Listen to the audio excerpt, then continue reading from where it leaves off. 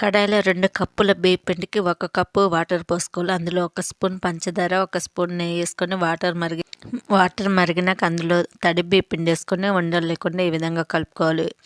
కలుపుకున్నాక stove off చేసి కొంచెం చల్లారినాక కాస్త వేడిగా ఉన్నప్పుడే చపాతీ పిండిలాగా చేతితోటి బాగా ఒత్తుకుంటూ మెత్తగా ముద్దలాగా చేసుకోవాలండి. చాలా సాఫ్ట్గా అప్పుడే బాగా వస్తాయి. లోపల ఫిల్లింగ్ కోసము ఒక కడాయిలో 2 కప్పుల కొబ్బరి తురుము, 2 స్పూన్ల నెయ్యి వేసుకొని కాస్త తేమంతా పోయే వరకు ఫ్రై చేసుకొని పక్కన పెట్టుకోవాలి. అదే కడాయిలో 1/4 కప్పు బెల్లం వేసుకొని కొంచెం వాటర్ వేసుకొని బెల్లం తీగ పాకం వచ్చినాక అందులో కొబ్బరి తురుము వేసుకొని 2 నిమిషాలు ఉడికించుకొని పక్కన పెట్టుకోవాలి.